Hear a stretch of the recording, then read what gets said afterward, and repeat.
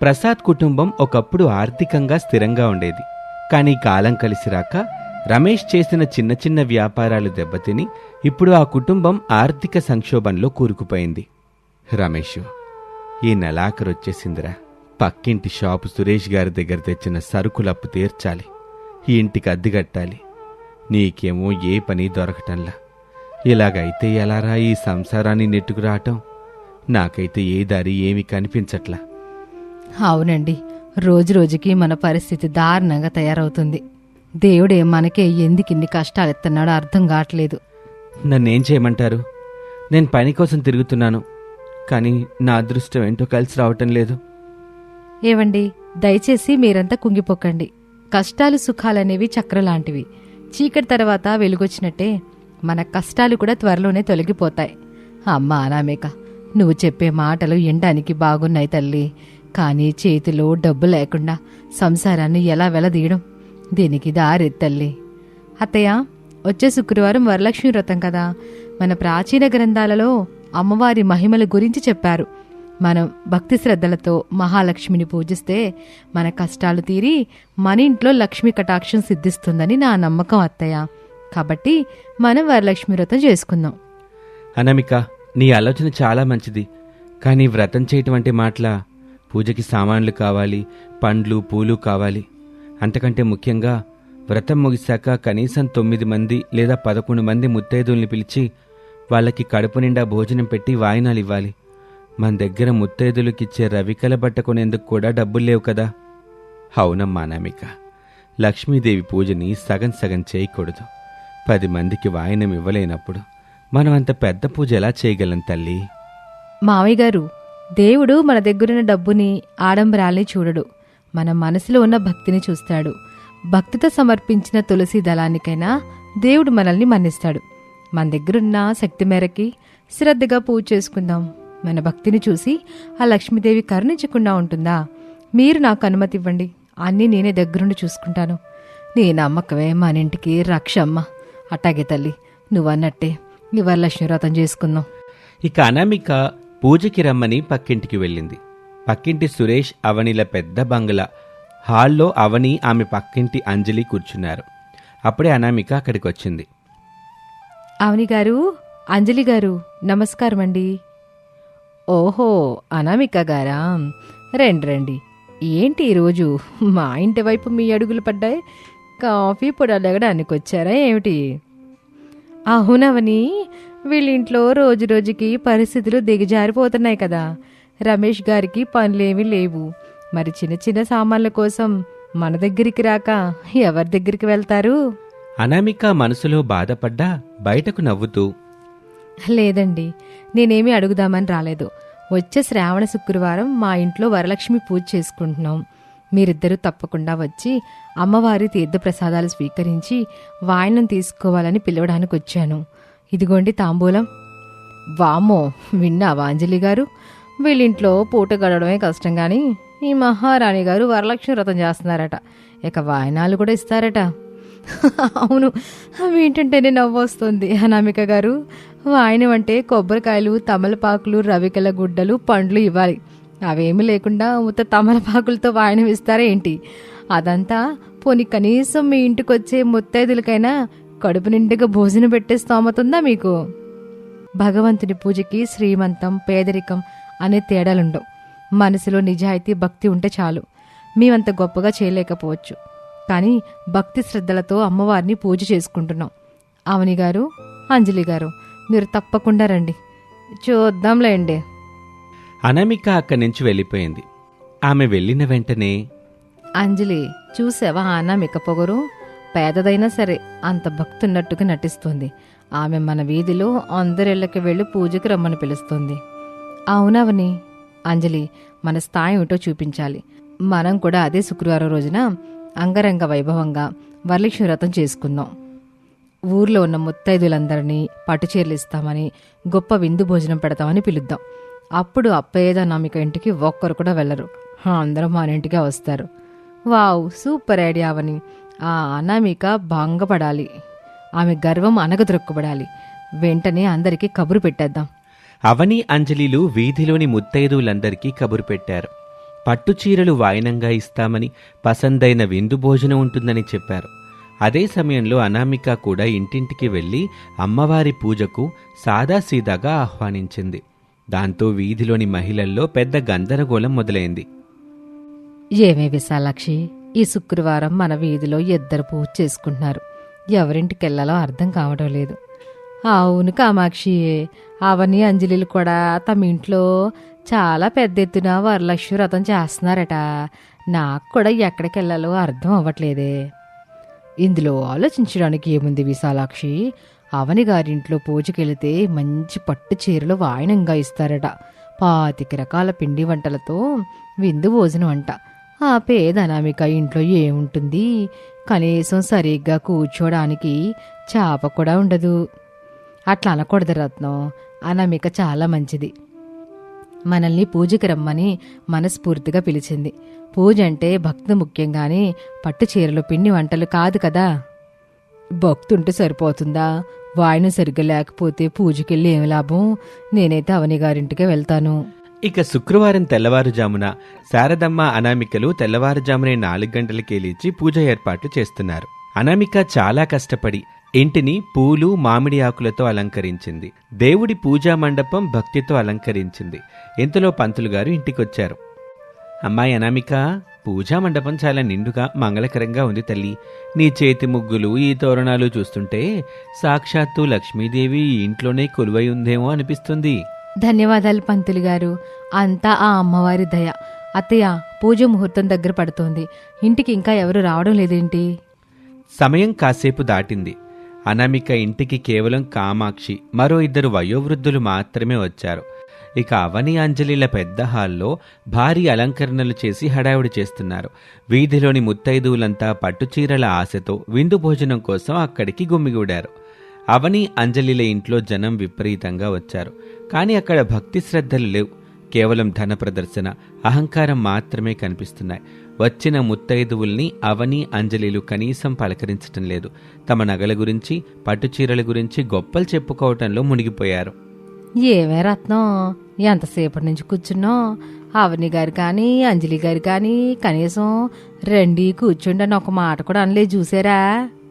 అవును కామాక్షి, వాళ్ళ నగలు, వాళ్ళ చీరలు గొప్పలు చెప్పుకోవడానికే టైం సరిపోవడం లేదు. మనల్ని కనీసం మనుషుల్లా కూడా చూడడం లేదు. పంతులు గారు మంత్రాలు చదువుతుంటే వీళ్ళు ఫోన్లో పట్టుకుని ఫోటోలు తీసుకుంటున్నారేంటి? ఎంత ధనవతులైతే ఏంటమ్మా, కనీసం మర్యాద గౌరవం లేని చోట మనం ఎందుకు ఉండాలి? అవును విశాలాక్షి, మనం పట్టు చీరల ఆశతోటి ఇక్కడికి వచ్చి పెద్ద తప్పు చేసాం. ఆ పేద అనామిక మనల్ని ఎంత మర్యాదగా, ఎంత ప్రేమగా పిలిచింది. అక్కడ పూజ చూడు ఎంత ప్రశాంతంగా జరుగుతుందో. పద, మనం అనామిక ఇంటికి వెళ్దాం. అవును, నాకు కూడా ఇక్కడ ఉండాలని లేదు. ఈ ఆడంబరాలు మనకొద్దు. పదండి, అందరము అనామిక ఇంటికి వెళ్దాము. అక్కడున్న ముత్తైదువులంతా ఒకరినొకరు చూసుకొని అవని, అంజలిల ప్రవర్తనకు విసిగిపోయి మెల్లమెల్లగా ఒక్కొక్కరుగా ఆ పెద్ద బంగళా నుంచి బయటకు నడవటం మొదలుపెట్టారు. ప్రసాద్ చిన్న ఇల్లు, పూజామందిరం ప్రశాంతంగా సువాసనలతో నిండి ఉంది. పంతులుగారు వరలక్ష్మి వ్రతకథను చదువుతున్నారు. అనామిక, శారదలు శ్రద్ధగా వింటున్నారు. హఠాత్తుగా వీధిలోని ముత్తైదువులంతా గుంపుగా ప్రసాద్ ఇంట్లోకి ప్రవేశించారు. అనామిక ముత్తైదుల్ని చూడగానే ఆనందంతో ఎంతో ఉబ్బితబ్బిబ్బైపోయింది. లేచి నిలబడి అందరికీ ఆత్మీయంగా స్వాగతం చెప్పింది. రండమ్మా, రండి విశాలాక్షి గారు, రండి రండి రత్నం గారు. మీ రాక మాకెంతో సంతోషాన్ని ఇచ్చింది. ఇదిగోండి, కూర్చోండి. రండమ్మా, మీ అందరి కోసం ఎదురు చూస్తున్నాం. రండమ్మా, కూర్చోండి. అనామిక, మమ్మల్ని క్షమించమ్మా. ధనవంతుల ఆడంబరాలకి ఆశపడి మేము అక్కడికి వెళ్ళి అవమానాలు పడి వచ్చాము. కానీ నీ ఆత్మీయత, నీ భక్తి మమ్మల్ని ఇక్కడి వరకు లాక్కొచ్చే తల్లి. పంతులుగారు వరలక్ష్మీ వ్రత మహత్యాన్ని, చారుమతీదేవి కథను వివరించటం మొదలుపెట్టారు. పూర్వం కుండిన నగరం అనే పట్నంలో చారుమతి అని ఒక సాధ్వి ఉండేది. ఆమె అత్తమామలని, భర్తను దైవంగా భావించి పరమ భక్తి శ్రద్ధలతో కుటుంబాన్ని పోషించేది. ఆమె సద్గుణాలకు ప్రసన్నురాలైన వరలక్ష్మీదేవి ఆమె కలలో సాక్షాత్కరించి శ్రావణ పౌర్ణమికి ముందొచ్చే శుక్రవారం నాడు నన్ను పూజిస్తే నీకు, నీ కుటుంబానికి అష్టైశ్వర్యాలు ఇస్తానని అభయం ఇచ్చింది. చారుమతి ఆ వ్రతాన్ని శ్రద్ధగా ఆచరించింది. తోటి మహిళల్ని భాగస్వాముల్ని చేసింది. అమ్మవారి కృపతో సర్వసంపదల్ని పొందింది. ఇక వ్రతకథ పూర్తయింది. అనామిక పూజ ముగించి అమ్మవారికి నివేదించిన పరమాన్నం దద్దోజనాలను పళ్ళెంలో అమర్చి అందరికీ వడ్డించింది. పసుపు, కుంకుమలు, తమలపాకులు, కొబ్బరికాయలతో కూడిన వాయనాన్ని ప్రతి ఒక్క ముత్తైదుకి నమస్కరిస్తూ అందించింది. అబ్బో అనామిక, ప్రసాదం అమృతంలా ఉందమ్మా. అవునమ్మా, నీ వాయనం తీసుకుంటుంటే మా మనసంతా నిండిపోయిందనుకో. లక్ష్మీదేవి నిన్ను నీ కుటుంబాన్ని చల్లగా చూడాలి తల్లి. అవని అంజలిల పెద్ద బంగళ. అక్కడ ఎవ్వరూ లేరు. పూజైతే పూర్తయింది. వాయనం ఇవ్వటానికి పళ్ళెంలో పట్టుచీరలు, కొబ్బరికాయలు సిద్ధంగా ఉన్నాయి. కాని వాయనం తీసుకోవటానికి అక్కడ ఒక్క ముత్తైదు కూడా లేదు.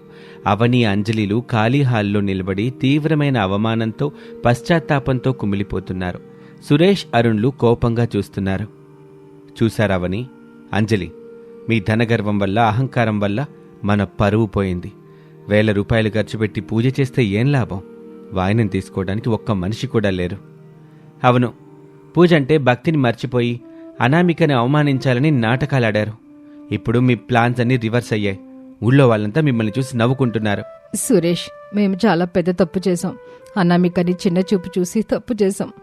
అవును అరుణ్, ఇప్పుడు ఈ వాయనాలు తీసుకోకపోతే మన వ్రతం పరిపూర్ణం కాదు కదా. అమ్మవారికి ఆగ్రహానికి గురవుతాం. ఇప్పుడు ఏం చెయ్యాలి? ఇంకేం చేస్తారు? మీ అహంకారాన్ని పక్కన పెట్టి ఆ అనామికను క్షమాపణ కోరండి. ఆమె మనసు చాలా విశాలమైంది. ఆమె తప్ప మిమ్మల్ని ఎవరూ కాపాడలేరు. అవని అనామికకు కాల్ చేసింది. అనామిక ఫోన్ లిఫ్ట్ చేసింది. అనామిక గారు, మమ్మల్ని క్షమించండి. నేను అంజలి ధనగర్వంతో కళ్ళు మూసుకుపోయి మిమ్మల్ని ఎన్నో మాటలు అన్నాం, అవమానించాం. కానీ ఈరోజు దేవుడు మాకు తగిన శాస్తి చేశాడు. మా ఇంటికి వచ్చిన వాళ్ళంతా మమ్మల్ని వదిలేసి నీ ఇంటికి వచ్చేశారు. మా ఇంట్లో వాయనం తీసుకోవడానికి ఒక్కరు కూడా రాలేదక్క. ప్లీజ్ అక్క, నువ్వే మా పరువుని కాపాడాలి. అవునక్క, మమ్మల్ని క్షమించి నీ ఇంట్లో ఉన్న ముత్తైదులని తీసుకొని మా ఇంటికి రావా అక్క? అయ్యో అవని, అంజలి, ఏడవకండమ్మా.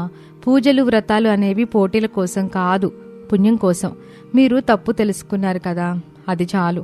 నేను ఇప్పుడే అందరినీ తీసుకుని మీ ఇంటికి వస్తున్నాను. అనామిక హాల్లో ఉన్న ముత్తైదువులతో మాట్లాడి వాళ్ళందర్నీ తీసుకొని అవని, అంజలిల పెద్ద బంగళాకు వెళ్ళింది. అక్క, మమ్మల్ని క్షమించు. నీ సంస్కారం ముందు మా డబ్బు, మా అహంకారం తల వంచక తప్పలేదు. అవునక్క, నువ్వు పద్ధతి గల దానివి. అంజలి, అవని, దేవుడు మన నుండి ఆశించేది అహంకారాన్ని వీడి తోటి మనుషులతో ప్రేమగా మానవత్వంతో మెలగడమే. డబ్బు ఈ రోజు ఉంటుంది, రేపోతుంది. కానీ మనుషుల మధ్య ఉన్న అనుబంధాలు, ప్రేమ ఎప్పటికీ నిలిచిపోతాయి. రండి, పూజ ముగించి అందరికీ వాయనాలిద్దురుగాని. అవని, అంజలిలు ముత్తైదువులందరికీ క్షమాపణలు చెప్పి భక్తితో వాయనాలందించారు. వచ్చిన వారంతా ఆనందంతో వారిని ఆశీర్వదించారు. శభాష్ అనామిక, నీ వివేకము, నీ ఓర్పు ఈరోజు ఇద్దరి అహంకారాన్ని కరిగించి వాళ్ళని మంచి మార్గంలో నిలబెట్టాయి. నీలాంటి కోడలున్న ఇల్లు ఎప్పుడూ వర్ధిల్లుద్ది. కొన్ని నెలల తర్వాత అనామిక చేసిన నిష్కల్మషమైన వరలక్ష్మి పూజ ఫలితాన్నిచ్చింది. రమేష్కి ఒక పెద్ద కాంట్రాక్ట్ దక్కింది. ఆర్థిక ఇబ్బందులన్నీ ఒక్కొక్కటిగా తొలగిపోయాయి. ప్రసాద్ ఇల్లు మళ్లీ ఐశ్వర్యంతో, సంతోషాలతో నిండిపోయింది. పక్క సందులో ఉన్న అవని, అంజలిలు కూడా తమ అహంకారాన్ని పూర్తిగా వదిలేశారు. అనామికను తమ సొంత అక్కలాగా గౌరవిస్తూ ఎప్పుడు ఏ పూజ జరిగినా అనామిక సలహాలు తీసుకుంటూ ఆనందంగా జీవించసాగారు. అనామిక, ఆ రోజు నువ్వు నమ్మకంతో చేసిన వరలక్ష్మి పూజే ఈరోజు మన కుటుంబాన్ని ఈ స్థాయిలో నిలబెట్టింది. అవునరా రమేష్, ధనం ఉన్నంత మాత్రాన ఐశ్వర్యం ఉన్నట్టు కాదు. అనామిక లాంటి సంస్కారం ఉన్న కోడలు ఉన్నప్పుడే ఆ ఇల్లు నిజమైన లక్ష్మీ నిలయం అవుతుంది. నా పేద కోడలే ఈరోజు మన ఇంటిని కాపాడిన అష్టలక్ష్మి తల్లి. మానవత్వమే మహాలక్ష్మి. అందరం కలిసిమెలిసి ఉంటే ఎప్పుడూ శుభమే జరుగుతుంది. అనామిక టీవీ అత్తా కోడళ్ల ఛానల్ ప్రేక్షకులందరికీ వరలక్ష్మి పూజ శుభాకాంక్షలు. ఒక ప్రశాంతమైన గ్రామంలో ప్రసాదు, శారదా దంపతుల ఇల్లుండేది. అది ఒక ఉమ్మడి కుటుంబం. అనామిక చాలా పేద కుటుంబం నుంచి వచ్చింది. అవని, అంజలి ఇద్దరు కోటీశ్వరుల ఇళ్ల నుంచి వచ్చారు. అనామిక రోజంతా ఇంటి పనులు చేస్తూ అందరినీ కంటికి రెప్పలా చూసుకుంటుంది. కానీ అవని, అంజలి మాత్రం తమ పుట్టింటి హోదాను చూసుకొని అనామికని ఎప్పుడూ చులకనగా చూస్తూ ఉంటారు. అత్తగారు శారద కూడా డబ్బున్న కోడళ్ళకే ఎక్కువ ప్రాధాన్యత ఇస్తూ ఉంటుంది. ఆగస్టు నెల రానే వచ్చింది. స్వాతంత్ర దినోత్సవ వేడుకల కోసం ఆ కాలనీ వాళ్ళంతా మీటింగ్ ఏర్పాటు చేసుకున్నారు. ఆ రోజు కాలనీ మీటింగ్ హాల్లో ప్రసాదు, ఆయన 3 కోడళ్ళు, కొడుకులు, కాలనీ సభ్యులు అందరూ సమావేశమయ్యారు. అందరికీ నమస్కారం. మన కాలనీలో ప్రతి ఏడాది స్వాతంత్ర దినోత్సవాన్ని ఎంత ఘనంగా జరుపుకుంటామో మీ అందరికీ తెలుసు. మరి ఈ సంవత్సరం ఆగస్టు 15 వస్తుంది. మన కాలనీ తరపున ఎవరెవరు ఏమేం బాధ్యతలు తీసుకుంటారో చెప్తే పనులు చేసుకుందాం. ప్రెసిడెంట్ గారు, మా కుటుంబం తరపున ఎప్పుడూ ముందుండే సహాయం ఈసారి కూడా ఉంటుంది.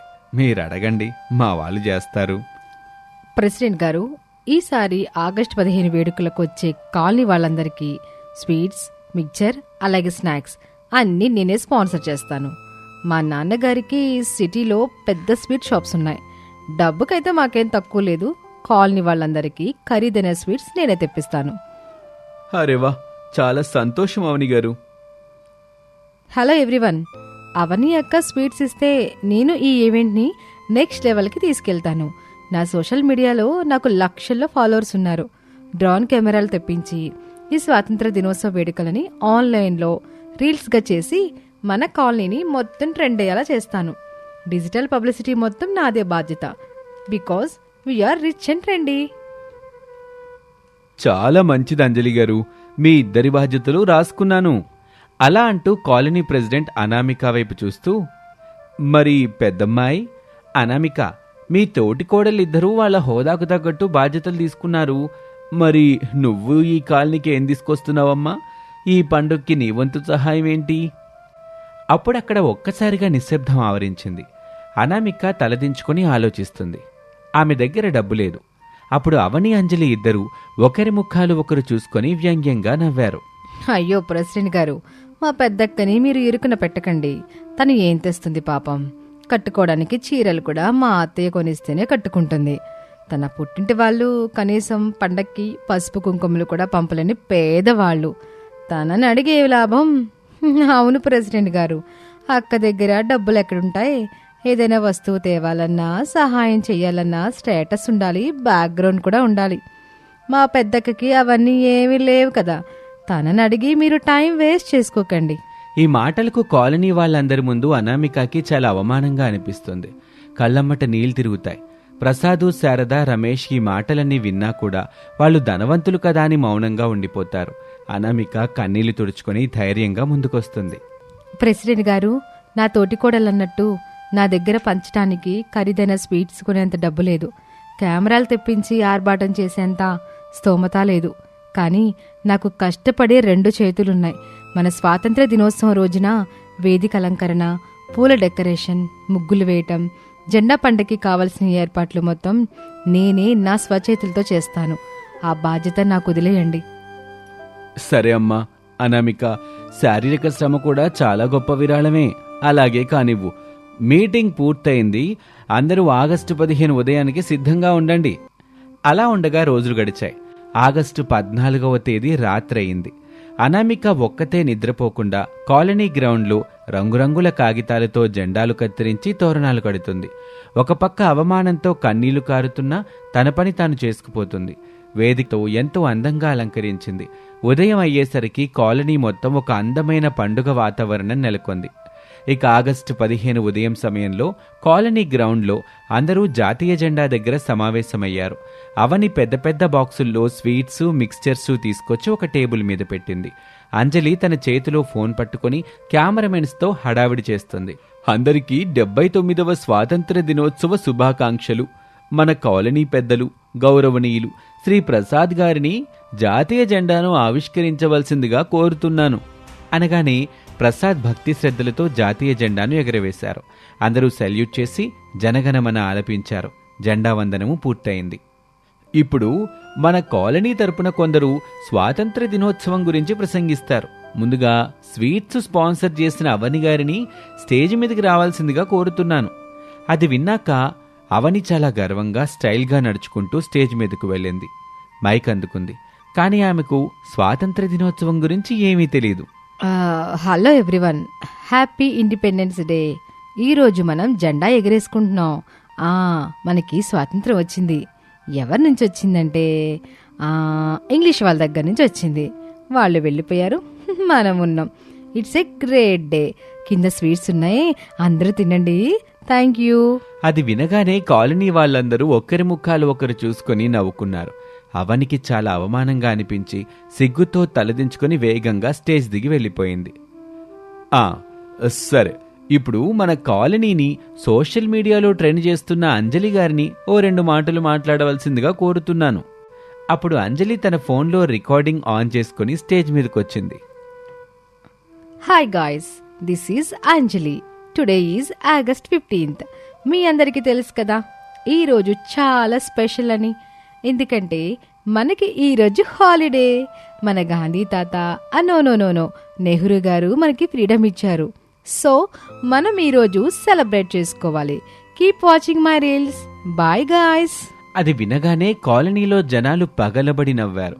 హాలిడే ఏంటి, నెహ్రూ గారు ఫ్రీడమ్ ఇవ్వటం ఏంటి అని కామెంట్స్ చేశారు. అంజలికి ముఖం ఎక్కడ పెట్టుకోవాలో తెలియక కెమెరా కట్టేసి పరిగెత్తుకుంటూ కిందకొచ్చేసింది. సరే, ఇప్పుడు ఈ వేదికని, ఈ గ్రౌండ్ని రాత్రంతా నిద్రపోకుండా ఇంత అందంగా అలంకరించిన మన అనామికను మాట్లాడవలసిందిగా కోరుతున్నాను అనగానే అవని, అంజలి ఇద్దరూ వ్యంగ్యంగా చూశారు. మనకే ఏమీ రాలేదు, చదువుకొని ఈ పేదరాశి పెద్దమ్మకి ఏం తెలుస్తుంది అని గుసగుసలాడుకున్నారు. అనామిక నెమ్మదిగా స్టేజ్ మీదకొచ్చింది. తన మామగారు ప్రసాద్ని, అత్తగారు శారదని చూసింది. ఒక్కసారి గట్టిగా ఊపిరి పీల్చుకుంది. మైక్ అందుకుంది. ఇక్కడకు విచ్చేసిన పెద్దలకు, నా తోటి సోదర సోదరీమణులకు స్వాతంత్ర్య దినోత్సవ శుభాకాంక్షలు. స్వాతంత్ర్యం ఈ పదం పలకడానికి ఎంత స్వేచ్ఛగా అనిపిస్తుందో. ఈ పదాన్ని దక్కించుకోవటానికి మన పూర్వీకులు అంతకంటే 1,00,000 రెట్లు కష్టపడ్డారు. స్వాతంత్ర్యం అంటే కేవలం మువ్వెన్నెల జెండా ఎగరేసి స్వీట్లు పంచుకొని ఇళ్ళకి వెళ్ళిపోవడం కాదు. ఆ జెండాలోని కాషాయ రంగు వెనుక ఉన్న ఎందరో వీరుల రక్తాన్ని, త్యాగాన్ని స్మరించుకోవటం. పూర్వం మన భారతదేశం సిరులు పండే పుణ్యభూమి. కాని ఆ సిరులను దోచుకోవటానికి వ్యాపారం పేరుతో వచ్చిన తెల్లధరలు మనల్ని బానిసలుగా మార్చారు. మన సొంత గడ్డ మీద మనమే తలదించుకుని బ్రతికేలా చేశారు. ఆ బానిస సంఖ్యలను తెంచడానికి ఎందరో భారతమాత ముద్దుబిడ్డలు తమ ప్రాణాలను పణంగా పెట్టి మరీ పోరాడారు. అహింసను ఆయుధంగా మలుచుకుని కొందరు, ఉరికొయ్యలను సైతం చిరునవ్వుతో ముద్దాడి మరికొందరు, అడవుల్లో విల్లంబులతో పోరాడి ఇంకొందరు, ఇలా ఎందరో స్వాతంత్ర్య సమరయోధులు చేసిన అలుపెరగని కృషితో, ఎనలేని త్యాగాలతోనే మనకి ఈ స్వాతంత్ర్యం సిద్ధించింది. తమ సర్వస్వాన్ని దేశం కోసం అర్పించిన పేర్లు తెలియని ఎందరో అజ్ఞాత వీరులందరికీ ఈరోజు మనం ఘనంగా నివాళులర్పించాలి. ఈరోజు మనం అనుభవిస్తున్న ఈ స్వేచ్ఛ, పీలుస్తున్న ఈ గాలి, ఈ ఉనికి ఏవీ మనకి ఊరికే రాలేదు. ఎందరో పుణ్యాత్ముల, స్వాతంత్ర్య సమరయోధుల త్యాగఫలం ఈ మన భారతదేశం. ఆ త్యాగధనుల పునాదుల మీదే మనం ఈరోజు ఇలా సగర్వంగా తల ఎత్తుకుని నిలబడ్డాం. దేశమంటే మట్టి కాదోయ్, దేశమంటే మనుషులో అన్న మాటలను స్ఫూర్తిగా తీసుకుని కుల, మత, వర్గ, ధనిక, పేద భేదాలను పక్కన పెట్టి మనమంతా భారతీయులుగా కలిసిమెలిసి ఉందాం. భరతమాతకు నీరాజనాలు అర్పిద్దాం. జై హింద్, భారత్ మాతాకి జై. ఆ సమయంలో అనామిక స్పీచ్ ముగిగానే గ్రౌండ్లో ఒక్క క్షణం అంతా నిశ్శబ్దం. ఆ తర్వాత ఒక్కసారిగా చప్పట్ల మోత మోగిపోయింది. కాలనీ వాళ్ళందరూ లేచి నిలబడి చప్పట్లు కొట్టారు. ప్రసాద్ కళ్ళల్లో ఆనందంతో నీళ్లు తిరిగాయి. శారద కూడా ఆశ్చర్యంతో అలా చూస్తూ ఉండిపోయింది. అవని, అంజలి తమ అహంకారాన్ని పక్కన పెట్టి తమ అక్క చెప్పిన మాటలకు గర్వంగా కన్నీళ్లతో చప్పట్లు కొట్టారు. రమేష్ కూడా గర్వంగా కాలర్ ఎగరేశాడు. అద్భుతమమ్మా, ఎంత అద్భుతంగా మాట్లాడావు, మా రోమాలు నిక్కబడుచుకున్నాయి. దేశభక్తి అంటే ఏంటో నీ మాటల్లో చూపించావు. ప్రసాద్ గారు, మీ పెద్ద కోడలు మీ ఇంటికే కాదండి, మన కాలనీకే గర్వకారణం.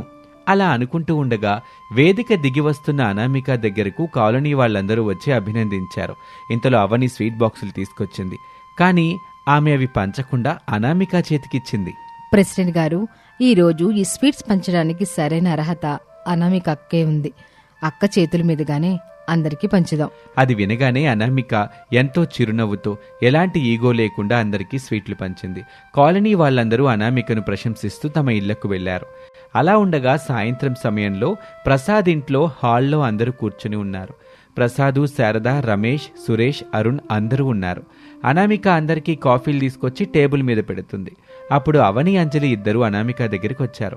వాళ్ళ కళ్ళలో పశ్చాత్తాపం స్పష్టంగా కనిపిస్తుంది. అప్పుడు అవని అనామిక 2 చేతులు పట్టుకుంది.